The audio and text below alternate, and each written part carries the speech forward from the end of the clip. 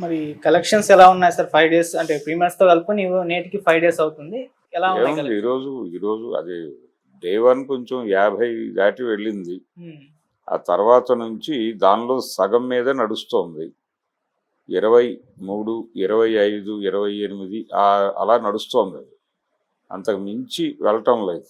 కాబట్టి వాళ్ళేదో పోస్టర్‌లేస్తున్నారు. హ్మ్.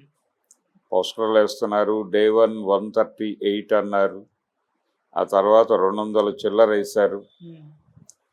దేవరకి 500 పోస్టర్ వేసి ముగించారు.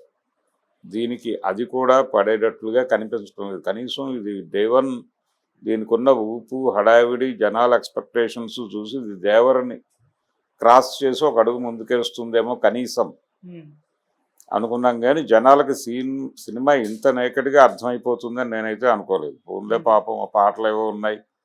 కాసేపు హడావిడి ఉంది. అభిమానులు మోస్తారు. అది కొంచెం వెడుతుంది అనుకున్నాం గానీ, ఇది దేవర దాకా కూడా వెళ్ళేటట్టు కనబడట్లేదు. ఓకే. బ్రేక్ సో, ఈవెన్ ఇంకా బ్రేక్ ఈవెన్ ఏం లేదు. అంటే వాళ్ళు 350 పెట్టామని చెప్తున్నారు. అది ఎలాగో వర్కౌట్ అయిపోతుంది. ఓకే. అది పెద్ద సమస్య ఏం కాదు, అయిపోయింది అది. ఎందుకంటే హిందీ బెల్ట్‌లో పెద్దగా పెర్ఫార్మ్ చేయట్లేదు సినిమా. అవును. క్రిటికల్‌గా అక్కడి నుంచి ఏవో క్రిటిసిజం వచ్చింది అంటున్నారు గానీ, అసలు అక్కడ పెర్ఫార్మ్ చేస్తోంది ఏమీ లేదు. హ్మ్. ఆక్యుపెన్సీ ఏం లేదు అక్కడ. హ్మ్. 2% కూడా లేదు. క్రిటిసిజం కూడా దానికి మీడియా దగ్గర నుంచి వచ్చింది సార్. హ్మ్. క్రిటిసిజం కూడా నార్త్ మీడియా దగ్గర నుంచి వచ్చింది. అదేనండి. అక్కడున్న క్రిటిక్స్‌కి అది చిరాకు అనిపించింది. అంటే అంతకు మించి ఏం లేదు. ఇక్కడే అన్నారు. హ్మ్. ప్రీమియర్స్ పడిన తర్వాతే నిజానికి సెకండ్ హాఫ్‌లో చాలా సేపు ఆ క్యారెక్టర్ ఉండదు. అవును. సడెన్‌గా మళ్ళీ వస్తుంది. అలాంటి కాస్ట్యూమ్‌లే వేసుకుని. అంటే ఆ కాస్ట్యూమ్ డిజైనింగ్ దగ్గర నుంచి చిరాకు పెట్టింది ఆ క్యారెక్టర్. హ్మ్. అందుకని దాన్ని హృద్యంగా వెళ్ళాలి. మీరు చెప్తున్న సినిమా మీరు తీసుకున్న లైన్ ఒక సెన్సిటివ్ లైన్. కానీ ఆ లైన్‌ని ప్రెజెంట్ చేయటానికి మీరు వాడినవి మొరటు పద్ధతులు. ఆ మొరటు పద్ధతుల వలన సినిమా ఇబ్బంది పెట్టింది జనాల్ని. అందుకనే దాన్ని అంతకంటే పెర్ఫార్మెన్స్ ఎక్స్‌పెక్ట్ చేయడం కూడా కష్టమే. ఓకే. లాజికల్‌గానే జనాలు చాలా పద్ధతిగా ఉన్నారని అర్థం చేసుకోవాలి. అంటే ఆడియన్స్ ఒక సినిమాని రిజెక్ట్ చేశారంటే క్రిటిక్స్ చెప్పారనో, లేకపోతే మరొకళ్ళు చెప్పారనో కాదు. వాళ్ళ అనుభూతి వాళ్ళు వాళ్ళు చెందాలి. అంటే సినిమా వాళ్ళని కదిలించాలి. రంగస్థలం కదిలించింది. ఇది కదిలించలేకపోయింది.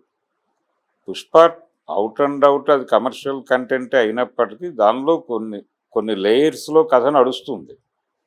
అతనికి ఒక కథ ఉంది. ఇందులో హ్మ్. ఈ క్యారెక్టర్‌కి కథ అంటే ఏం చెప్తారు? ఇప్పుడు ఆ 'పెద్ది' అనే క్యారెక్టర్‌కి ఒక కథ ఉండాలిగా, టైటిల్ పెట్టావుగా నువ్వు. అవును. ఏముంది దానిలో? క్రికెట్ ఆడతాడు. ఆ ఊరి కోసం రెజ్లింగ్ చేస్తాడు. ఆ చివరిలో ఆ రంగ్ మైక్ పట్టుకుని మాట్లాడతాడు. హ్మ్. ఇంకేమిటి సాధించాడు అతని జీవితంలో? అతని యాటిట్యూడ్ ఏంటి? అతని జీవితం ఏంటి? అతను చాలా ఉత్సాహంగా వెళ్ళి ఆ బెల్లం కలుపుతాడు. అంతకు మించి ఏమైనా ఉందా? అందులో సఫరింగ్ ఉంది 'పుష్పలో'. హ్మ్. ఆడు వాడి మదర్‌కి ఒక కథ ఉంది. ఆ మదర్ సఫరింగు, ఆ పెయిను, వాడికి ఒక ప్రోగ్రామ్ ఉంటుంది. తను సాధించాలి అనే ఒక ప్రోగ్రామ్ ఉంటుంది. కొట్టి చూపించాలి, అన్ని విధాలుగా పవర్ కంట్రోల్‌లోకి తీసుకోవాలి అనేటువంటి ప్రోగ్రామ్ ఉంటుంది. మధ్యలో చాలా లేయర్స్ ఉంటాయి. ఆ లేయర్స్ అన్నిటిని బద్దలు కొట్టుకుంటూ వెడతాడు. ఆడిని వెనక్కి లాగడానికి కొంతమంది ప్రయత్నం చేసినా తన్నుకుంటూ వెళ్తాడు. అది కదా హీరోయిజం. అలాంటి ఒక లైన్ లేదు కదా ఈ సినిమాలో. లేనప్పుడు ఇది 'పుష్పాని' కొట్టేస్తుంది అని అనుకున్న మాట వాస్తవమే. హ్మ్. కానీ ఇది అయ్యే పని కాదు. అందుకని ఓకే. బుచ్చిబాబు గారు ఇక భవిష్యత్తులో ఇలాంటి అమాయకపు కథలు తీసుకుని అనవసరమైన ప్రయత్నాలు చేసి హీరోల సమయం వృధా చేయకుండా, ప్రేక్షకుల సహనాన్ని పరీక్షించకుండా ఆయన తిరిగి వెళ్ళిపోయి ఏదో ఆయన పని ఆయన చేసుకుంటే బెటర్ అనేది నా అడ్వైస్. ఈ క్షమాపణలు చెప్పడం, ఆయన అనవసరంగా చెప్పాడనేది తప్పు. ఆయన ఇంకా పెద్ద క్షమాపణే ప్రేక్షకులకు చెప్పాలి. పర్టికులర్‌గా తెలుగు ఆడియన్స్‌కి సారీ చెప్పాలి. 'ఆటకూలి', 'తిరుగుబాటు' ఆయన ఒక పెద్ద బీభత్సమైన సక్సెస్ ఇవ్వాలి కదా ఆ ఎపిసోడ్‌లో. హ్మ్. ఏమీ లేదు, అది మౌనంగా ఎందుకు వెళ్ళిపోతాడో తెలియదు. అంటే ఊరి సమస్య కోసం రెజ్లింగ్‌లోకి వెళ్తాడు.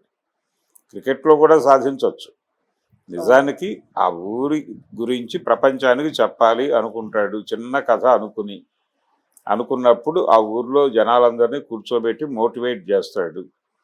మనకి ఉన్న అవకాశం స్పోర్ట్స్ ఏరియాలో కొట్టొచ్చు అని చెప్పి ఎవరికి ఎందులో ఇంట్రెస్ట్ ఉందో అలా దళాలుగా విడగొట్టి ఆ దళాలని తర్ఫీదు చేసి అన్ని ఆటల్లోనూ ఒకే సంవత్సరం వీళ్ళే కొడతారు గోల్డ్ మెడల్స్. ఏంటి ఇన్ని గోల్డ్ మెడల్స్, ఆ ఏరియాకి వెళ్తే అసలు ఆ ఏరియాలో ఈ ఊరు ఎక్కడ ఉంది అని టోటల్ ప్రపంచం ఒకసారి అటు చూసినప్పుడు వాళ్ళు మాట్లాడటం మొదలు పెడతారు. అలా వెళ్ళుంటే కథ ఒక పద్ధతిగా ఉండేది. ఈ మధ్యలో వీళ్ళకి అవాంతరాలు కల్పించే వాళ్ళందరినీ ఇతనే చితక్కొట్టినట్టు చూపించి వీళ్ళందరినీ ప్రొటెక్ట్ చేసి నిలబెట్టి ఇది మా ఊరు, ఇది మా సమస్యలు, ఇది పరిష్కరించకపోతే మేము వేరే దేశంగా ప్రకటించుకుంటాం, ఇటు నుంచి వెళ్ళే వాళ్ళందరూ మాకు ట్యాక్స్ కట్టాలి, ఇటు నుంచి ట్రాక్ కుదరదు, ఇలాంటి ఒక ఫైటింగ్ స్పిరిట్తో వెడితే అప్పుడు ఆ సినిమా బతికేది. అక్కడ హీరో క్యారెక్టర్కి ఒక ఎలివేషన్ వచ్చేది.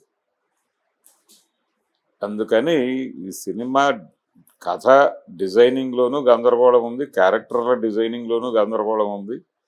హీరో క్యారెక్టరు గందరగోళమే, హీరోయిన్ క్యారెక్టరు గందరగోళమే. కంపారిటివ్గా హీరోయిన్ క్యారెక్టర్ టోటల్గా గందరగోళం, హీరో క్యారెక్టర్ సమ్ బెటర్. అది కండిషన్ ఆ సినిమా. Thank you so much. Thank you.